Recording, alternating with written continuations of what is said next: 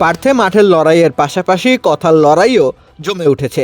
হর্ষিত রানাকে Starc বলেছিলেন যে তিনি তার থেকেও জোরে বল করতে পারেন, কিন্তু ব্যাট হাতে 22 গজে নেমে যশস্বী জয়সওয়াল দিয়েছেন সেই মন্তব্যের উত্তর। তিনি স্টার্ককে উদ্দেশ্য করে বলে বসেছেন, খুব ধীর গতিতে আসছে।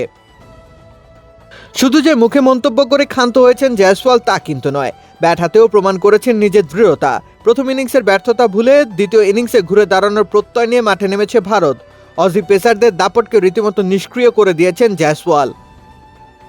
কোনো প্রকার প্রলোভনের ফাঁদে পা দিচ্ছেন না তিনি, স্লেজিংয়ের চাপে পড়ে হারাচ্ছেন না মেজাজও। উল্টো অজি পেস আক্রমণের সবচেয়ে অভিজ্ঞ পেসারকে তাতিয়ে তোলার প্রচেষ্টা চালাচ্ছেন। বয়সটা তার মোটে 23 ছুঁই ছুঁই। লেবুর সুঘ্রাণ আরো বেশি, ত্বকের যত্ন আরো বেশি, চলে আরো বেশি। আপনার পকেটে কি বিদেশি না বাংলাদেশি? কিন্তু এই বয়সে তার টেস্ট গড় ছাপিয়ে গেছে 50-এর গণ্ডি। অস্ট্রেলিয়ার বিপক্ষে পার্থ টেস্টেও তুলে নিয়েছেন হাফ সেঞ্চুরি। এটি টেস্টে তার অষ্টম হাফ সেঞ্চুরি। মাত্র 15টি টেস্টের মধ্যে 3টি সেঞ্চুরি দেখা পেয়ে যাওয়া জয়সওয়াল হাফ সেঞ্চুরিতেই থেমে থাকতে চান না। তিনি বরাবরই নিজের ইনিংসকে লম্বা করতে চান। সে প্রচেষ্টার ব্যতিক্রম ঘটেনি বর্ডার গাভাস্কার সিরিজের প্রথম টেস্টেও।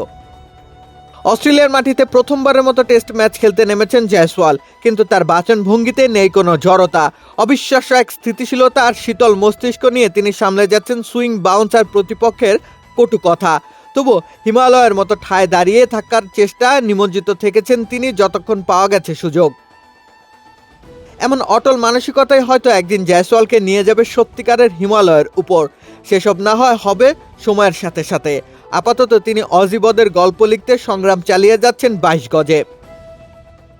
রাকিব হোসেন রুম্মান, খেলা 71।